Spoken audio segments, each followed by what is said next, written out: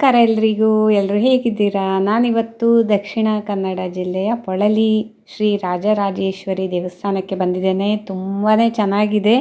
ಅದು ಹೇಗಿದೆ ಏನು ಅಂತ ನಿಮಗೂ ಕೂಡ ತೋರಿಸ್ಕೊಡ್ತೇನೆ. ದೇವಸ್ಥಾನಕ್ಕೆ ಹೋಗ್ತಾ ಇದ್ದಂಗೆ ತುಂಬ ಖುಷಿಯಾಗೋದು ಈ ಪಾರಿವಾಳ ಹಕ್ಕಿಗಳು.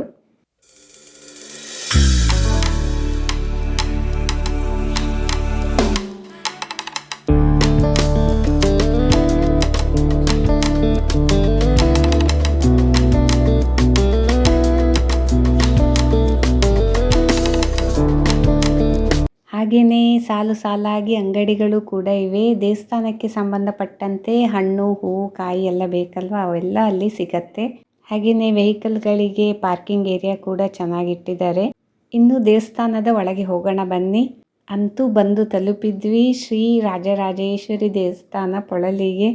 ತುಂಬಾ ವಿಶಾಲವಾದ ಜಾಗದಲ್ಲಿ ಭವ್ಯವಾಗಿ, ವಿಶಿಷ್ಟವಾಗಿ, ವಿಭಿನ್ನವಾಗಿದೆ ದೇವಸ್ಥಾನ.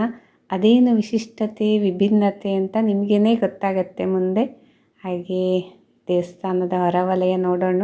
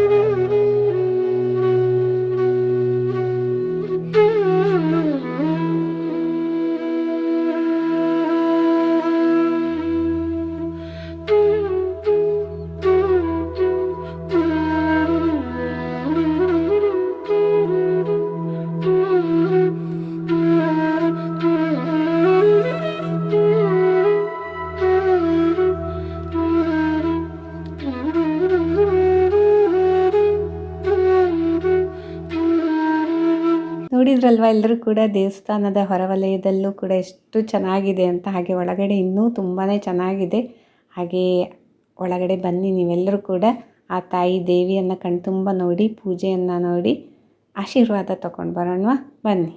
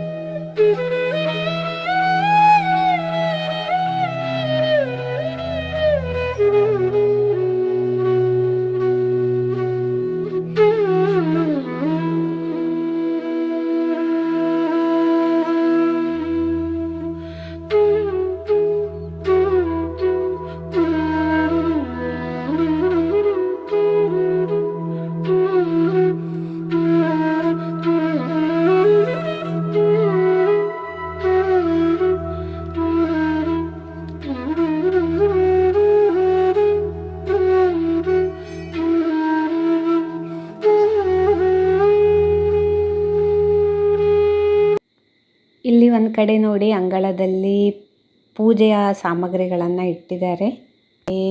ದೀಪ ಮತ್ತು ಆರತಿಗೆ ಬೇಕಾಗುವಂಥ ಸಾಮಗ್ರಿಗಳು. ಹಾಗೆ ಭಕ್ತಾದಿಗಳೆಲ್ಲ ಬಂದು ಹೋಗ್ತಾ ಇದ್ದಾರೆ, ದೇವರ ದರ್ಶನ ಮಾಡ್ಕೊಂಡು ಹೋಗ್ತಾ ಇದ್ದಾರೆ. ಇನ್ನು ಮೇಲ್ಛಾವಣಿ ಕೂಡ ಎಷ್ಟು ಚೆನ್ನಾಗಿ ಬಂದಿದೆ ನೋಡಿ, ಸುಂದರವಾಗಿ ಕೆತ್ತನೆಯನ್ನು ಮಾಡಿದ್ದಾರೆ. ಹಾಗೆಯೇ ಫ್ಯಾನ್ಗಳ ವ್ಯವಸ್ಥೆ ಕೂಡ ಮಾಡಿದ್ದಾರೆ ಭಕ್ತಾದಿಗಳಿಗೋಸ್ಕರ. ಇನ್ನು ನಮಗೆ ದೇವಿಗೆ ಒಂದು ಬೆಳ್ಳಿಯ ಬಟ್ಟಲು ಮತ್ತು 2 ದೀಪಗಳನ್ನು ಒಪ್ಪಿಸಲಿಕ್ಕೆ ಇತ್ತು. ಅದನ್ನು ಅರ್ಪಣೆ ಮಾಡಿ ಪೂಜೆಯನ್ನು ಮಾಡಿಸ್ಕೊಂಡು ಬಂದ್ವಿ ನಾವು.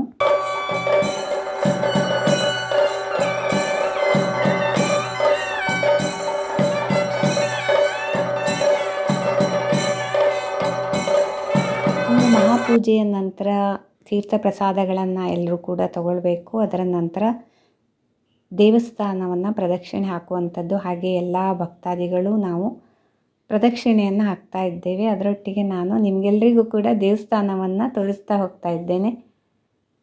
ಯಾಕಂದರೆ ನೀವು ಕೂಡ ನೋಡಬೇಕಲ್ವ ದೇವಸ್ಥಾನದ ಒಳಾಂಗಣ ಹೇಗಿದೆ ಅಂತ.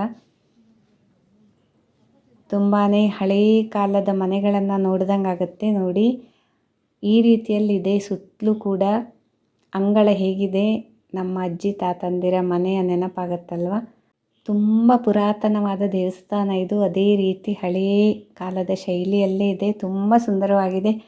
ನಾನಂತೂ ದೇವಿಯ ಒಂದು ಪ್ರಾರ್ಥನೆ ಮಾಡ್ತಾ ಮಾಡ್ತಾ ದೇವಸ್ಥಾನವನ್ನು ಕೂಡ ನೋಡ್ತಾ ನಿಮ್ಮೊಟ್ಟಿಗೆ ವಿಡಿಯೋ ಕೂಡ ಶೇರ್ ಮಾಡ್ತಾ ಇದ್ದೇನೆ. ಹಾಗೆ ಇಲ್ಲಿ ನೋಡಿ ತುಂಬ ರಥಗಳ ಸಾಲಿದೆ. ಇದು ಜಾತ್ರೆಯ ಟೈಮಲ್ಲಿ, ಕೆಲವೊಂದು ವಿಶೇಷ ಪೂಜೆಗಳ ಟೈಮಲ್ಲಿ ಉಪಯೋಗಿಸುವಂಥದ್ದು. ಎಷ್ಟು ಸುಂದರವಾಗಿದೆ ದೇವಸ್ಥಾನ ಅಲ್ವಾ.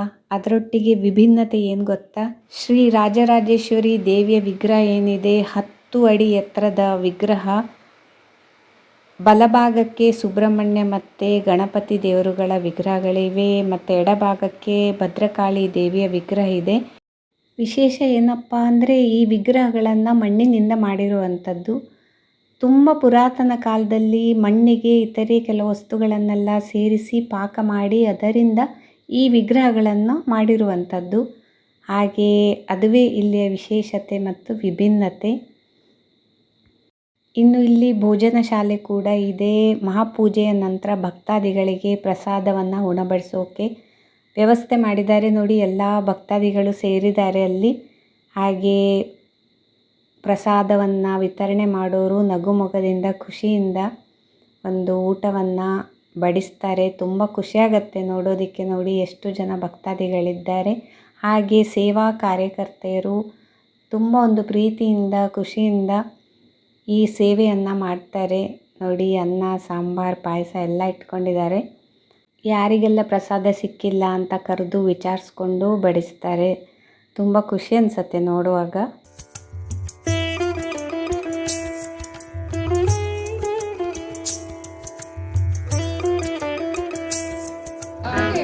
ಪ್ರಸಾದ ಹಾಂ, ಮತ್ತೆ 2:30 ತನಕ ಇರ್ತದೆ. ಹೌದಾ? ಜನ ಬಂದರೆ ಎಲ್ಲ ಎಷ್ಟು ಗಂಟೆ ತನಕ ಆಗತ್ತಲ್ಲ. ಡೈಲಿ ಇರ್ತದಲ್ಲ ಪ್ರಸಾದ ಊಟ. ತುಂಬ ಚೆನ್ನಾಗಿತ್ತು. ನಮಸ್ತೆ. ಏನೆಲ್ಲ ಇದೆ? ಹಾಂ, ಈ ಕಡೆ ಅನ್ನ, ರಸಮ್ ಇದೆ ಅಲ್ವಾ? ಹಾಂ, ಸೆಕೆಂಡ್ ರೈಸ್ ಮತ್ತು ಸಾಂಬಾರು ಆ ಕಡೆ. ಹೌದಾ? ಹಾಂ, ಹಾಗೆ. ಪಾಯಸ ಕೂಡ ಅಲ್ಲೇ ಉಂಟು. ಹೌದಾ? ನೋಡಿ, ಭಕ್ತಾದಿಗಳು ಎಷ್ಟೆಷ್ಟು ದೂರದಿಂದ ಬರ್ತಾರೆ. ದೇವಿಯ ದರ್ಶನ ಮಾಡಿಕೊಂಡು ಪೂಜೆ ಮಾಡಿಕೊಂಡು ಹಸಿದಿರ್ತಾರೆ. ಹಸಿವಾದವರಿಗೆ ಒಂದು ಪ್ರೀತಿಯಿಂದ ಊಟ ಬಡಿಸೋದು ಒಂದು ಮುಖ್ಯ ಅಲ್ವಾ. ಈ ರೀತಿ ಇವರೆಲ್ಲರೂ ಕೂಡ ತುಂಬ ಒಂದು ಖುಷಿಯಿಂದ ಪ್ರೀತಿಯಿಂದ ಬಡಿಸ್ತಾರೆ, ವಿಚಾರಿಸ್ಕೋತಾರೆ. ಹಾಗೆ ಇವರು ಕೂಡ ಅಲ್ಲಿ ಮೇಲ್ವಿಚಾರಣೆಯನ್ನು ನೋಡ್ಕೋತಾರೆ. ಊಟದ ವ್ಯವಸ್ಥೆ ಹೇಗೆ ನಡೀತಿದೆ, ಏನು ಬೇಕು ಏನು ಬೇಡ ಅಂತ.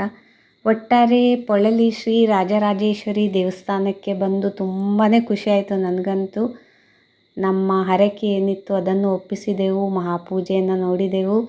ಶ್ರೀ ರಾಜರಾಜೇಶ್ವರಿ ದೇವಿ, ಭದ್ರಕಾಳಿ, ಗಣಪತಿ, ಸುಬ್ರಹ್ಮಣ್ಯ ದೇವರುಗಳನ್ನೆಲ್ಲ ನೋಡಿಕೊಂಡು ಮನಸ್ಸು ತುಂಬಿಕೊಂಡು ಹಾಗೆ ಆಶೀರ್ವಾದ ಪಡ್ಕೊಂಡು ಹೋಗ್ತಾ ಇದ್ದೆ. ಯಾರೆಲ್ಲ ಈ ದೇವಸ್ಥಾನವನ್ನು ನೋಡಿಲ್ಲ ಖಂಡಿತ ಬಂದು ಹೋಗಿ ಒಮ್ಮೆ, ನಿಮಗೇನೆ ಗೊತ್ತಾಗತ್ತೆ. ಗೂಗಲ್ ಮ್ಯಾಪ್ ಇಲ್ಲಿದೆ.